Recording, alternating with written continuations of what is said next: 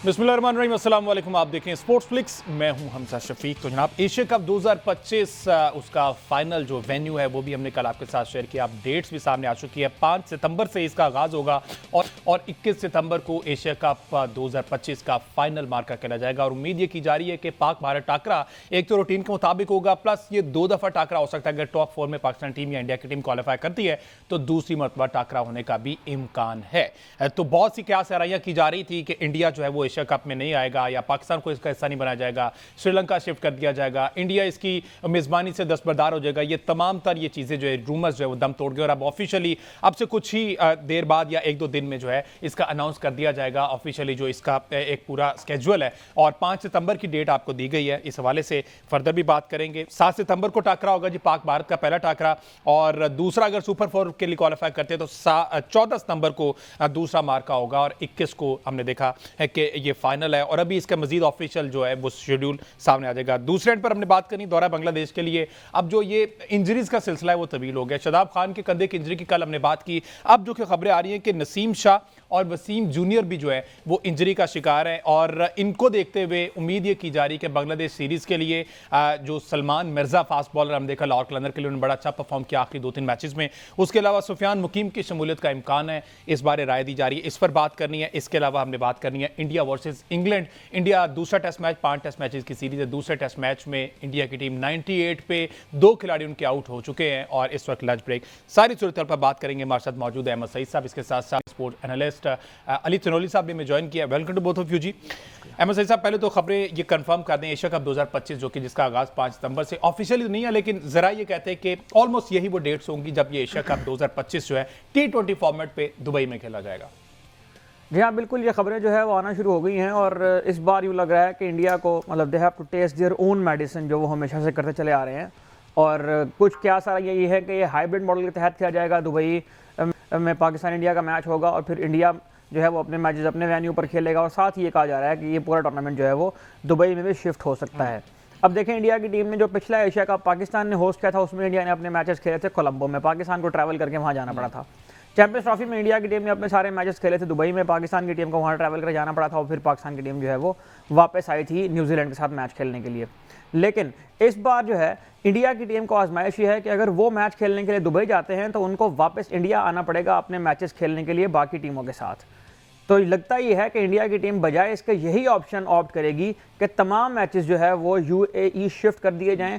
और यूएई के हवाले से याद रखें कि इंडिया की टीम शारजा में अपने इंटरनेशनल मैचेस नहीं खेलती है। गो कि आईपीएल के कुछ मैचेस वहाँ हुए थे जब उन्हें वहाँ पर करवाई थी, लेकिन शारजा में वो इंटरनेशनल मैचेस नहीं खेलते हैं। उनके मैचेस दुबई और अबू धाबी में होने के ज़्यादा इम्कान है। शारजा में मैचेस ना खेलने की वजह शायद यकीनन उनका वो माजी होगा जिसमें पाकिस्तान से वो बार बार वहाँ पिटते रहे हैं, तो वहाँ जाकर उनकी जो यादें हैं वो बहुत अच्छी नहीं हैं, जिसकी वजह से वो शारजा में खेलना पसंद नहीं करते हैं।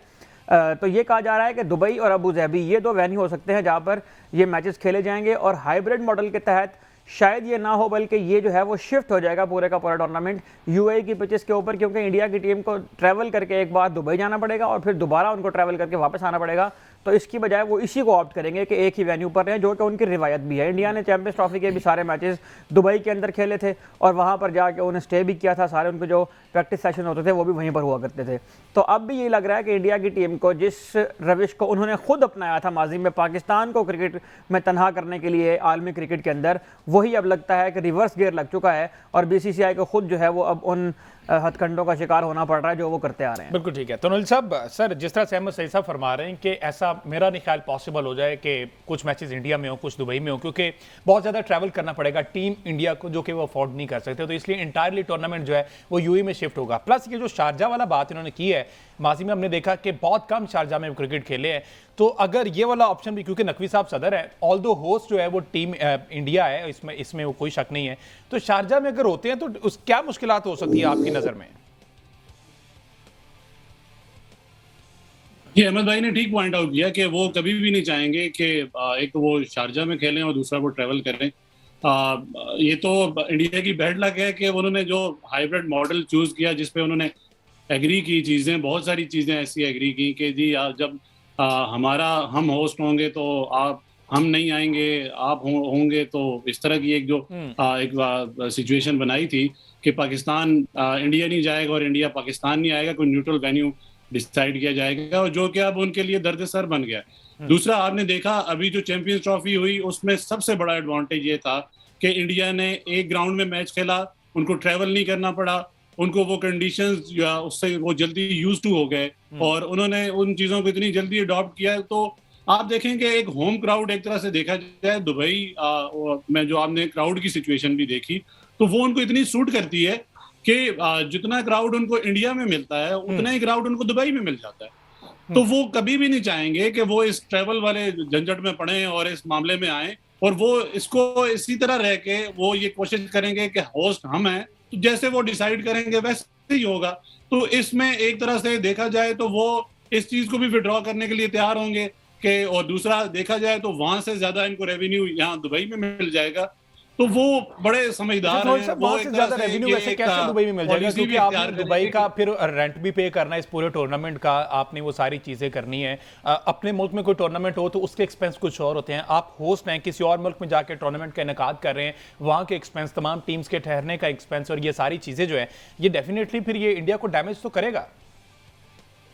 बिल्कुल करेगा, पर आप ये देखें ना कि इंडिया की करेंसी में और दुबई की करेंसी में डिफरेंस भी है। अगर आपको याद होगा चैंपियंस ट्रॉफी के जो मैचेस थे, जो हमारे मैचेस थे, वो जब दुबई में होते थे तो हमारा रेवेन्यू बहुत ज्यादा होता था।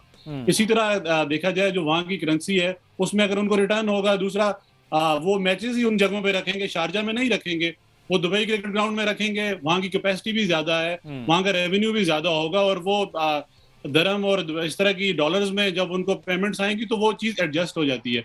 दूसरा, जब एडवर्टाइजमेंट होती है या जो एडवर्टाइजर्स आते हैं तो वो उसी लिहाज से उनको चार्ज करेंगे। जब दुबई की बात की जाए तो दुबई में जो मामलात होंगे वो उसके रेट्स अलग होते हैं, इंटरनेशनल वेन्यू के रेट्स अलग होते हैं। बेशक ये आईसीसी डिसाइड करता है, पर आपको अंदाजा है, बेहतर अंदाजा है कि आईसीसी किसके कंट्रोल में है। फिर एशिया जो एशियन, अभी वो हमारे प्रेसिडेंट हैं, पर कंट्रोल देखा जाए तो इंडिया का उसमें ज्यादा है। अगर इंडिया अभी भी ना करे या वो ना खेलने का करे तो हमारा तो एशिया का पूरा खत्म ही हो जाए। तो वो ये कभी भी खैर वो नहीं करेंगे, पर उन्होंने ये अभी कमिटमेंट भी जाहिर कर दी। उसमें ये होगा कि वो अपनी मर्जी का वेन्यू रखेंगे, अपनी मर्जी की चीजें कराएंगे जिसमें उनको फायदा हो, जैसे कि उन्होंने चैंपियंस ट्रॉफी में आपके सामने किया। और पूरी चैंपियंस ट्रॉफी वन साइडेड, पूरी कंडीशन, जिसपे ऑस्ट्रेलियन बोर्ड ने भी सवाल उठाए, इंग्लैंड क्रिकेट बोर्ड ने भी सवाल उठाए कि ये कौन सा एक तरीका है कि अगर हम आ सकते हैं, अगर हमें सिक्योरिटी के इश्यूज नहीं है, तो बीसीसीआई ये कैसे इन इश्यूज को उठा के ये एक प्ली ले सकती है कि हम पाकिस्तान ट्रैवल नहीं करेंगे। जबकि अब तो उनको अंदाजा हो जाना चाहिए, ये जो अभी एपिसोड हुआ इंडिया पाकिस्तान का, जो हमने उनके साथ सिक्योरिटी के मामलात में उनके साथ जो किया, हमने उनके त्यारे गिराए, उनको अंदर नहीं आने दिया, तो उनको अब तो अंदाजा हो जाना चाहिए कि सिक्योरिटी के मामलात पाकिस्तान में कैसे हैं। पाकिस्तान में कोई इतने सिक्योरिटी लैब्स नहीं है, सिक्योरिटी के कोई इशू नहीं है, कि जब उन्होंने चेक भी कर लिया, उन्होंने अपने बिल्कुल ठीक है, अपने जहाज बिल्कुल ठीक है, तो पाकिस्तान ने उनके साथ क्या किया। तो इसलिए इस तरह की फजूल किस्म की होता रहा है। अगर माजी में बात की जाए, जिस तरह से अभी बतनौली साहब भी फरमा रहे थे, अगर राइट्स किसी एक मुल्क के पास है, एसीसी का क्या किरदार है, क्योंकि चेयरमैन जो है मोहसिन नकवी साहब हैं, एसीसी क्या फाइनल करेगा कि इस वेन्यू पर खेलना है, इस पर, या फिर ये इंटायरली होस्ट कंट्री का इख्तियार होता है कि वो जनाब जिस पर खेलना चाहे वो तमाम मैचेस उस पर करवाए? देखिए, ये तो जाहिर है कि मशावरत होती है, आईसीसी का इवेंट हो तो आईसीसी खुद डिसाइड करता है उस बोर्ड के साथ, लेकिन जाहिर है कि बोर्ड ने ही ये बताना होता है कि हमारे कौन से ग्राउंड रेडी हैं, किस शहर के अंदर जो है वो हम इवेंट को ऑर्गेनाइज करवा सकते हैं। तो ये दोनों मशावरत चीज़ें होती हैं। एशिया कप के हवाले से एक बात याद रखें कि इंडिया जो बोर्ड है वो ये क्लेम करता है कि हम एशिया कप से जनरेट होने वाला रेवेन्यू जो है वो अपने पास नहीं रखते हैं, लेकिन उसकी भी कहानी वो नहीं है जो वो सुनाते हैं। उसकी कहानी असल में ये है कि एशिया कप से जनरेट होने वाला जो रेवेन्यू है वो इंडियन बोर्ड लेता ज़रूर है, लेकिन उस रेवेन्यू को वो डिस्ट्रीब्यूट कर देता है छोटे बोर्ड्स के अंदर, जिस तरह यूएई का बोर्ड है, बांग्लादेश का बोर्ड है और नेपाल का बोर्ड है। इस तरह के जो बोर्ड्स हैं उनमें क्रिकेट को हेल्प करने के लिए उनके ऊपर वो खर्च करता है, क्योंकि जाहिर है कि उसने अपना बड़ा होने का भरम भी कायम रखना है इस रीजन के अंदर, और जाहिर है कि वो इस तरह ही कायम रहेगा जब वो इन बोर्ड्स की हेल्प करता है। तो एशिया कप से होने वाला रेवेन्यू है, उस रेवेन्यू के बारे में इंडियन शायद इतने सेंसिटिव इसलिए ना हो कि उसका डायरेक्ट फायदा उनको नहीं मिलता है, लेकिन जो ब्रॉडकास्टर से पैसे जनरेट होते हैं वो इसलिए ज्यादा उनको जाते हैं कि आईसीसी के जो अक्रेडिटेड ब्रॉडकास्टर्स हैं उनमें से भी 80% तादाद जो है वो इंडियंस की है। इसीलिए आप देखेंगे कोई भी इवेंट हो तो उसमें वो चाहे एसीसी का इवेंट हो, वो चाहे आईसीसी का इवेंट हो, उसमें इंडिया की से इसलिए ज्यादा होती है कि उनके ब्रॉडकास्टर्स ज्यादा हैं। और ये जो मैचेस की स्केड्यूलिंग होती है, ये मैचेस का स्केड्यूलिंग इंटायरली बेस करती है इस बात के ऊपर कि ब्रॉडकास्टर्स क्या कहते हैं। तो क्रिकेट जो है वो इस वक्त कंट्रोल हो रही है ब्रॉडकास्टर्स की तरफ से, ना सिर्फ इस वक्त बल्कि जब से क्रिकेट नशर होना शुरू हुई है टीवी के ऊपर उस वक्त से ये ऐसा होना शुरू हुआ है।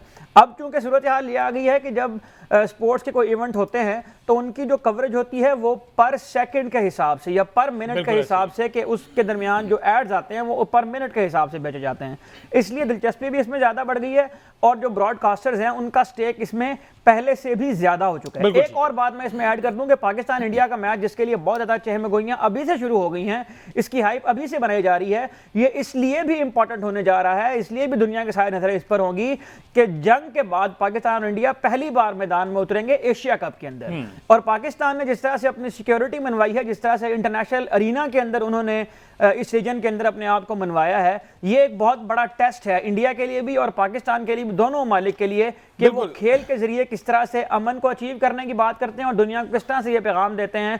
पाकिस्तान ने जाहिर है अपना इसमें बहुत ज्यादा कंट्रोल भी किया कि हम अमन चाहते हैं, लेकिन अगर हमारे ऊपर जंग मुसल्लत की जाएगी तो फिर हम उसका भरपूर जवाब देंगे। तो इस मैच की इसलिए भी हाइप बनाई जा रही है कि जंग के बाद ये दोनों पहली बार क्रिकेट के मैदान में डायरेक्ट कॉन्फ्रंटेशन में उतरेंगे। बिल्कुल ठीक है। इससे पहले हमने देखा जंग में जिस तरह से नाको चने चबवाए, उसी तरह मेरे ख्याल इस खेल के मैदान में भी इंडिया को शिकस्त से फास्ट होगी। इस पर फर्दर भी बात करते हैं और वापसी ब्रेक से वापस जब आते हैं तो हम बात करते हैं जरा ये बांग्लादेश सीरीज से पहले जो इंजरीज का सिलसिला, कोई भी टूर्नामेंट हो, कोई भी सीरीज हो, इंजरीज की ये जो बातें शुरू हो जाती हैं। अब जो खबर है वो नसीम शाह और वसीम जूनियर के हवाले से है, इस पर बात करते हैं एक ब्रेक के बाद। स्टे विद अस।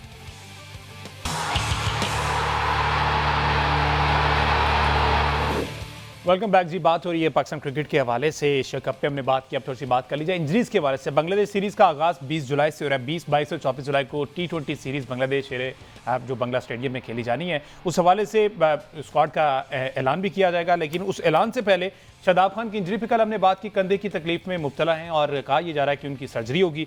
अब जो खबर है वो नसीम शाह और वसीम जूनियर अनफिट हैं फॉर सम रीज़न, वो कुछ इतलात आ रही हैं कि जिसकी वजह से अब खबर यह है कि सलमान मिर्ज़ा जो कि लेफ्ट आर्म और लाहौर कलंदर की तरफ से लगे थे और लेफ्ट आर्म स्पिनर सुफियान मुकीम की शमूलियत का इम्कान है। स्पिनर का ऐड होना, इसके साथ साथ सलमान मिर्ज़ा का एडिशन, अहमद सईद साहब फ़ायदेमंद साबित होगा, आप समझते हैं अगर सलमान मिर्ज़ा का एडिशन होता? देखें, ज़ाहिर है कि सलमान मिर्ज़ा ने PSL में अच्छी कारकर्दगी दी है और नए लड़कों को अगर चांस देना है तो उनको आपने बांग्लादेश के खिलाफ नहीं चांस देना तो फिर पता नहीं कब चांस देना है। तो इसमें कोई कबाहत नज़र नहीं आती है कि इनको स्क्वाड में शामिल किया जाए और शादाब खान अब चूँकि इंजर्ड हो गए हैं तो सुफियान मुकीम को ऑटोमेटिकली टीम में इन किया जाएगा, जबकि वहाँ पर स्पिनर्स की ज़रूरत भी होती है। तो मेरा ख्याल है कि ये दो नाम तो आने ही चाहिए बांग्लादेश सीरीज़ के अंदर। लेकिन प्रॉब्लम यह है कि बांग्लादेश सीरीज़ की जिस तरह से तैयारियाँ चल रही हैं वो बहुत मुझे अजीब व गरीब सा सिस्टम लग रहा है कि आपने एक तो सबसे पहले 3 हिस्सों में तकसीम कर दिया। उन 3 हिस्सों में जो आपने लड़के बुलाए उनकी भी आपस में कोई सिंक्रोनाइजेशन नहीं है, पता नहीं किस तरह से आपने उनको मैनेज किया है। कहीं भी हमें ये नहीं लगा है कि जो प्लेइंग 11 है उसने इकट्ठे कहीं मैच खेला हो। दूसरी बात यह है कि जो कंडीशंस हैं बांग्लादेश की, उनसे हम आहंग होने के लिए, उस तरह की ट्रेनिंग करने के लिए क्या पाकिस्तान में कोई पिचेस मौजूद हैं? सुना यह है कि अब उसकी तैयारी के लिए जो है वो कराची में जाके कैंप लगाया जा रहा है और उसकी वजह यह है कि ज़ाहिर है कराची के जो क्लब क्रिकेट है उसमें स्पिनर्स को काफ़ी अच्छा खेलने वाले लड़के मौजूद हैं, वहाँ पर कुछ ऐसी पिचेस मौजूद हैं जहाँ पर स्पिन विकेट की जो है वो तैयारी की जा सकती है।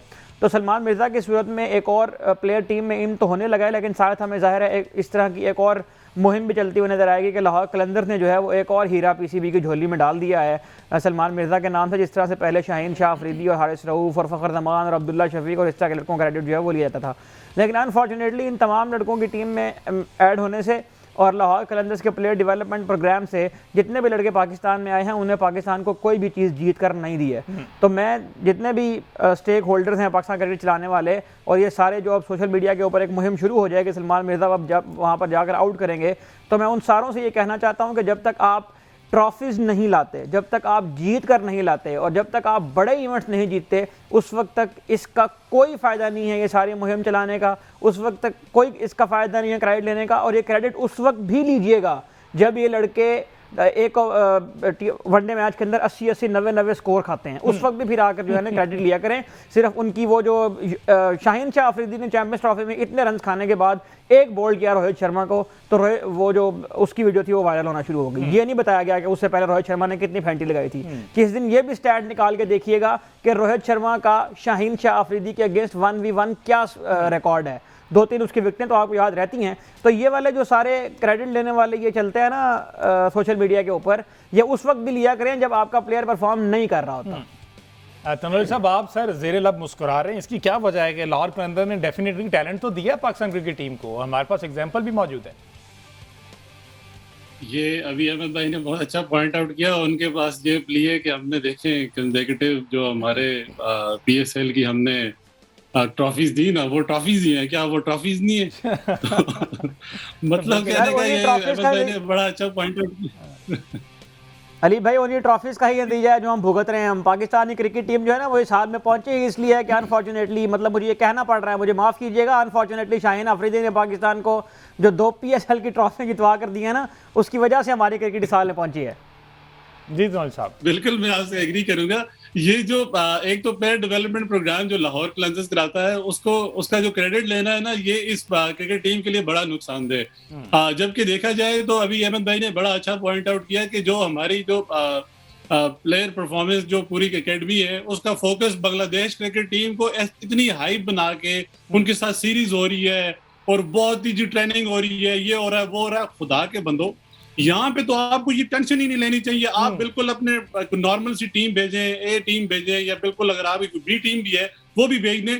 अगर आप यहाँ इन कमजोर टीम्स के साथ आप ये टेस्ट नहीं करेंगे तो आप क्या करेंगे। दूसरी तरफ ब्लेसिंग एंड डिस्गाइज की बात करें तो शादाब खान और जो नसीम शाह है, शुक्र है वो इंजर्ड हो गए। अब तो मैं माजरत के साथ ये कहूंगा कि यार कि उनकी वजह से किसी दूसरे को मौका मिल जाएगा। जबकि आपने देखा, आप ये बात करते हैं कि PSL में इन दो जो सलमान मिर्जा वो कैसे आए, चांस बाकी लोग कुछ अवेलेबल नहीं थे या कुछ ड्रॉप हो गए या कुछ इंडिया पाकिस्तान जंग की वजह से नहीं आए, तो उस वजह से उनको मौका मिल गया, उन्होंने परफॉर्म कर दिया। जबकि सुफियान तो बोल रहे कि बाबर ने उनको मौका ही नहीं दिया, इसी वजह से कि पूरी जो कैप्टन लीग थी उन्होंने अपने दोस्तों को लाने के लिए कि यार वो आगे आएंगे और वो आगे परफॉर्म करेंगे, शादाब खान को सेव किया। वो उनको, अब अल्लाह की लाठी बेआवाज होती है, आप कब तक लोगों के साथ जुल्म करेंगे, उनको मौका नहीं देंगे, तो वो अपने फिर आप ऐसे ही होगा कि अल्लाह आपको फिर इसी तरह दिखाएगा कि आप जब किसी के साथ ज्यादती करते हैं तो फिर वो अल्लाह ताला दूसरों को फिर ऐसे मौके देते हैं। जबकि नसीम शाह की बात है कि उनको हम इतने अरसे से कंसेक्यूटिव खिलाते आ रहे हैं। जबकि दूसरी तरफ बुमराह की तो आप देखें, बुमराह जब अभी भी आए इंग्लैंड की सीरीज में तो 5 टेस्ट सीरीज थी, 5 टेस्ट थे, तो उसमें इन्होंने 3 का उन्होंने कहा कि मैं 3 में आपको अवेलेबल हूंगा, 2 में अवेलेबल नहीं हूंगा। ये होता है वर्कलोड मैनेजमेंट। आपने खुद डिसाइड करना होता है, मैनेजमेंट ने डिसाइड करना होता है कि आप कैसे अपनी मुल्क के लिए या अपनी क्रिकेट को कैसे बेहतर बना सकते हैं। दूसरी तरफ शाहीन शाह की बात की जाए, शाहीन शाह और ये जो हमारे सो कॉल्ड स्टार्स हैं, बांग्लादेश लीग बांग्लादेश के साथ जो हमारी सीरीज हुई उसमें भी आपने वो लोग लाए कि जो यार यहाँ पे परफॉर्म कर लें और हम उनको आगे कहीं ना कहीं एडजस्ट कर दें। अभी भी बांग्लादेश में यही सीरीज के लिए ये किया जा रहा है कि उन लोगों को सामने लाया जा रहा है कि यहाँ वो परफॉर्म कर लें और उनको यहाँ की परफॉर्मेंस पे आगे लेके जाया जाए। जबकि हमारा क्राइटेरिया तो ये बांग्लादेश, वेस्ट इंडीज, हम इनके साथ तो मुकाबला नहीं करना, ना ये रैंकिंग की टीम्स हैं। हमारा फोकस वर्ल्ड कप जीतना होना चाहिए और वर्ल्ड कप की तैयारी होना चाहिए। यहाँ पे ये कोई किसी की तैयारी या किसी की, अनफॉर्चुनेटली हमारा जो देखा जाए तो कैलेंडर है वो भी तो इन्हीं के गिर्द घूम रहा है ना। बांग्लादेश है, वेस्ट इंडीज है, आयरलैंड है, इवन अब ट्राई नेशन सीरीज UAE और अफगानिस्तान के खिलाफ। इससे पहले मैं आपको एक खबर और दूं, पाकिस्तान शाहीन्स की टीम जो है वो ऑस्ट्रेलिया जा रही है और पाकिस्तान शाहीन्स की टीम ऑस्ट्रेलिया जाकर ऑस्ट्रेलिया के क्लब्स के साथ मैच खेलेगी। एक टूर्नामेंट हो रहा है वहां पे जिसमें ऑस्ट्रेलियन क्लब शरीक है, दूसरी टीम वहां पर नेपाल की है, उसके साथ पाकिस्तान शाहीन्स की टीम मैच खेलने जा रही है ऑस्ट्रेलिया में। इससे पहले पाकिस्तान ए टीम ऑस्ट्रेलिया ट्रैवल करके गई थी। मैं समझता हूँ ये टोटल फेलियर है बोर्ड का। आप देखें, अगर एक तरफ हम टॉप टीम अपने आप को कहलाते हैं, आप अपना स्केड्यूल तो देखें। आप अपने बोर्ड के कुछ चौथे नंबर पे बड़ा बोर्ड है, आप अपने क्रिकेट स्केड्यूल देखें, कोई बांग्लादेश है, कोई वेस्ट इंडीज है, कोई आयरलैंड है, तो युगांडा से भी खेल लें, नाइजीरिया से भी खेल लें, अमेरिका से भी खेल लें, और ये जो नेपाल शेपाल हैं इनसे खेल के, या फिर जिम्बाब्वे रह गया उससे भी खेल लें, फिर हम अपना एक वो अंडर 10 का जो एक वो वर्ल्ड कप है वो करा लें और उसमें हम चैंपियन बन जाएं, तो ये एक पॉसिबिलिटी है।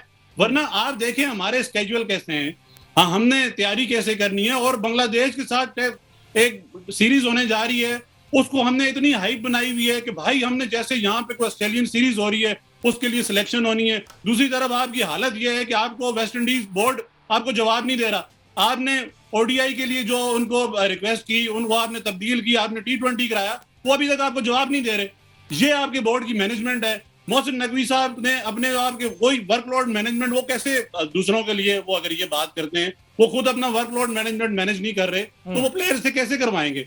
तो यही पाकिस्तान क्रिकेट बोर्ड का मसला है कि आप अपने स्केड्यूल तो बेहतर कर लें, आप अपनी सीरीज तो बेहतर कर लें। जब आप इन्हीं लोगों के साथ खेलते रहेंगे तो आप ये कैसे एक्सपेक्ट कर सकते हैं कि आपकी क्रिकेट में बेहतरी आएगी? बिल्कुल ठीक है। अच्छा अहमद सईद साहब, जिस तरह से अभी ये सारी चीज़ें बता रहे हैं, डेफिनेटली अगर इस सीरीज़ की हाइप बनाई जा रही है, तो अगर तो हाइप बनानी है तो फिर यंग टैलेंट के लिए बनाई जाए, कि उनको मौका दिया है, उनको प्लेटफॉर्म दिया, यहाँ परफॉर्म करें।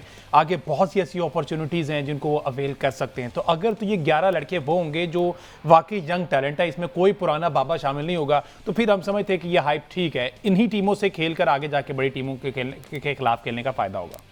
देखें, ज़ाहिर है ऐसा तो नहीं हो सकता कि पूरी की पूरी 11 तब्दील करके जो है वो नए लड़के ले आए हैं। ज़ाहिर है न्यूजीलैंड की सी टीम नहीं भेजी थी उन्होंने पाकिस्तान के खिलाफ। कॉम्बिनेशन होता है ना, उसकी वजह यह है कि न्यूजीलैंड के पास बैकअप में प्लेयर मौजूद हैं, पाकिस्तान के पास बैकअप में अनफॉर्चुनेटली कुछ भी नहीं है। यही जो 15 प्लेयर 20 प्लेयर ये जो कैंपों में 3-3 हिस्सों में तकसीम होकर आ रहे हैं, इन्होंने आखिरकार जाकर खेलना है। बात यह है कि जब तक आप स्ट्रेटेजिकली लोगों को टारगेट करके ये तयन नहीं करेंगे कि लड़के की इस लड़के की अगले 3, 4, 5 सालों की ग्रोथ किस तरह से होनी है, उस वक्त तक ये लड़के किस तरह से सिंक इन होंगे टीम्स के अंदर।